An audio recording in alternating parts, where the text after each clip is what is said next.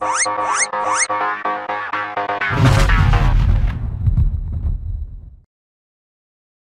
à tous et bienvenue sur Jeff Coding Tuto. Aujourd'hui on se fait un tuto par rapport à un message que j'ai reçu sur ma page Facebook qui me demandait comment gérer le multi-utilisateur sur le Faux User Bundle. Donc quand je parle de multi-utilisateur, c'est-à-dire des utilisateurs avec des attributs différents ou pas d'ailleurs, mais qui ont des attributs différents et qui s'inscrivent donc sur une page différente avec des champs en plus ou des champs en moins. Et voilà, donc pour l'exemple, on va prendre les particuliers où on leur demandera leur nom et prénom. Donc ce sera sur cette page-là, la page de base du Faux User Bundle. Donc on ajoutera le nom et prénom. Et pour les pros, et ben, ce sera sur une page, je sais pas, par exemple /pro et voilà, par exemple. Donc et ben, c'est parti, on va commencer par créer l'entité qu'il faut. C'est parti.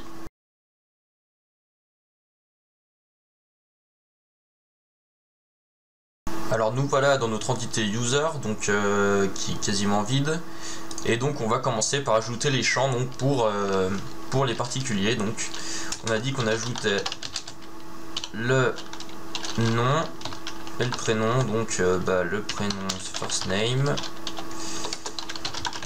et le last name, hop là, loupé, voilà, hop. Donc on les met, je fais n'importe quoi, pour qu'ils aillent dans la base de données. Donc c'est un type string avec une longueur de, on va mettre 255, on s'en fiche un peu. Et voilà. Pareil pour le last name, voilà. Donc voilà. Ensuite on ajoute les champs pour le professionnel, donc c'est le nom de l'entreprise, donc company name, donc c'est un string aussi. Donc là on a ajouté les attributs, mais il y a un problème, c'est que si un particulier s'inscrit, il va rentrer son nom prénom et celui-là va rester vide, sauf que ils sont pas nullables. Donc on a juste à rajouter nullable true, pardon, hop, et voilà. Donc vous mettez ça sur tous vos champs qui sont pas communs aux deux, parce que si par exemple un pro s'inscrit, il va pas rentrer son nom prénom et donc ça va faire une erreur. Et voilà. Et puis pour le fun, on va s'ajouter un attribut commun aux deux. Donc par exemple, je sais pas moi, l'adresse, qui sera non, qui sera pas ça d'ailleurs, qui sera donc un string aussi de 255, et il sera pas nullable celui-là parce qu'il est commun aux deux. Donc voilà. Donc jusque là tout va bien, c'est assez simple. Et voilà. Donc maintenant il va falloir modifier notre formulaire ici. Donc je vous laisse vous référer à ma vidéo précédente, je vous mets le lien en annotation. Et donc moi je vais faire ça rapidement comme ça, et on se retrouve tout à l'heure, et voilà, c'est parti. Me voilà, donc je vous précise juste qu'il faut bien faire un doctrine generate entities, parce que sinon on n'a pas les accesseurs ici des nouveaux attributs, et voilà. Donc attendez, je clear juste ma base de données rapidement, hop, et voilà. Donc je vous montre vite fait mon formulaire. Donc j'ai ajouté les deux attributs propres aux particuliers et l'attribut adresse qui est propre aux deux types d'utilisateurs. La fonction getParent qui retourne le formulaire d'enregistrement du Faux User Bundle, et la fonction getName qui retourne donc le nom de votre formulaire. Ensuite dans le service YAML, on enregistre en tant que service notre formulaire. Ici c'est le provider que j'ai créé dans la vidéo précédente qui permet de se connecter qu'avec l'email. Et voilà. Dans le config.yml, pas oublier de mettre le registration form type JTC user part registration. Et donc voilà. Donc maintenant si on se rend sur notre formulaire, donc ici vous voyez que j'ai déjà fait un petit test, donc on actualise, on refait un test, hop, on enregistre, mais ça marche pas, et donc voilà, ça met bien l'utilisateur a été créé avec succès, et normalement tout a été ajouté en base de données, et voilà. Donc on va passer à la deuxième partie qui est la création du formulaire pour le professionnel. C'est parti.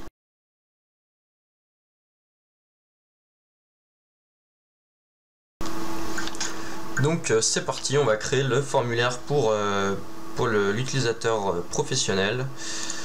Donc déjà, première chose à faire, c'est dans votre security.yml, bien rajouter la route qui va vous permettre donc de vous enregistrer en tant que pro. Donc ce sera /pro/register. Donc c'est pour pouvoir y accéder en anonyme. Et voilà. Ensuite, on va donc créer le formulaire. Donc on crée une nouvelle classe qui sera le pro registration type. Voilà. Ici, on fait un use du formulaire d'enregistrement du Faux User Bundle, donc registration form type du Faux User Bundle.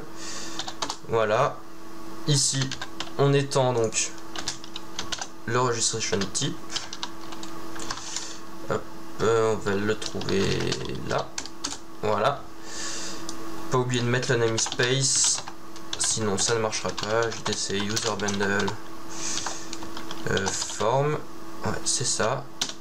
Hop, voilà. Et donc maintenant, déjà on va mettre un use du form builder interface. Hop. Et voilà. Donc on va surcharger la méthode buildForm et getName. Donc ici vous retournez le nom de votre formulaire. Donc pour moi ce sera JTC user pro registration. Et ici donc on va ajouter nos champs au builder. Donc builder, hop, hop, hop, add. Donc on ajoute le nom de l'entreprise avec le type, c'est le même, enfin c'est celui de base, donc on laisse nul. Et donc on change le label, on met nom de l'entreprise. On fait pareil pour l'adresse.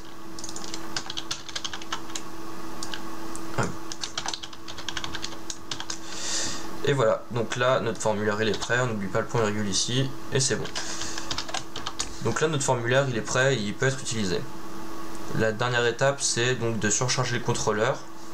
Donc pour ça on se rend dans le vendor, Finder Symfony, user bundle, controller, et on copie donc le registration controller.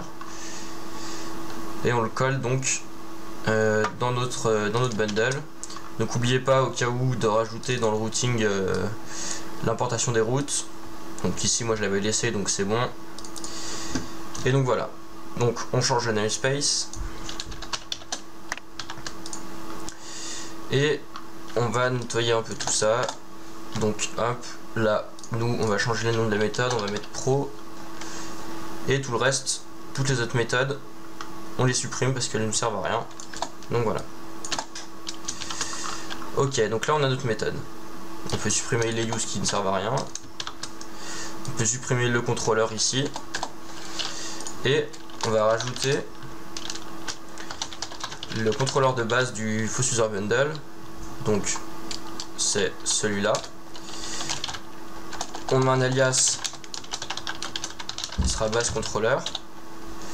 Et ici donc au lieu d'étendre contrôleur, on étend notre contrôleur de base. Voilà. Ensuite il faut pas ici le form factory, donc on va pas utiliser celui par défaut. Enfin celui du Faux User Bundle, je veux dire, on va utiliser celui par défaut, du coup le form.factory. Ok. Ensuite ici on voit que c'est la création de l'utilisateur, donc ici par exemple on peut lui dire que vu que c'est un pro, on peut lui ajouter par exemple le rôle pro en majuscule. Voilà. Et ici il faut changer cette ligne, la form factory-create form, enfin flèche quoi, par create. Ici vous mettez votre forme, donc vous pouvez le rajouter en use. C'est pro registration type.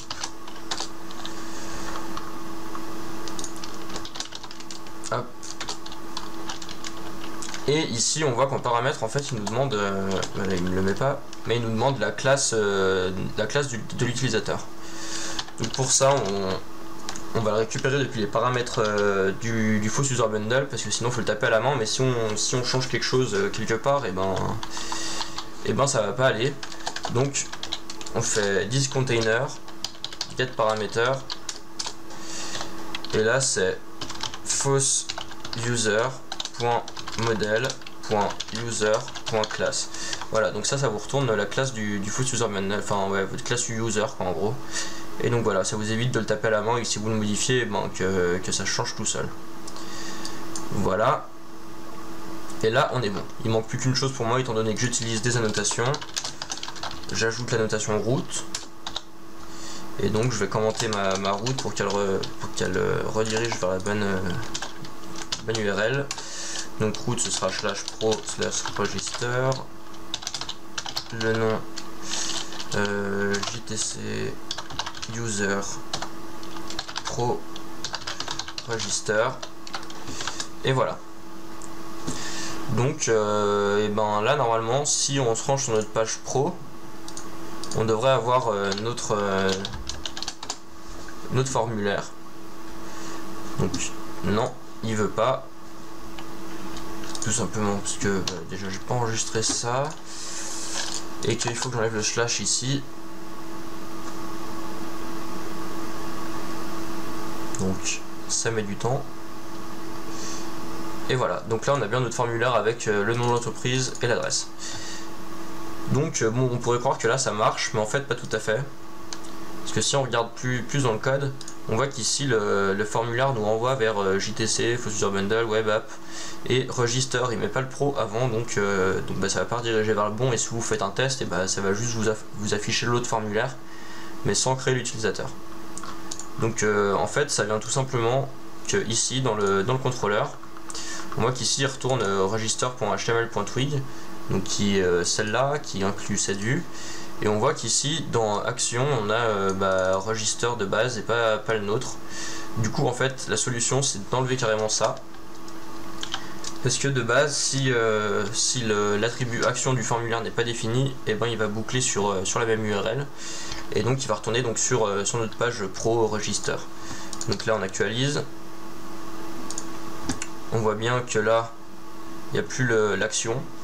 Bon, je vais juste faire pour l'exemple, vérifier bien, vider ma table et la remettre, comme ça on est sûr que l'utilisateur n'existe pas. Hop, parce que j'ai déjà fait des tests tout à l'heure. Voilà.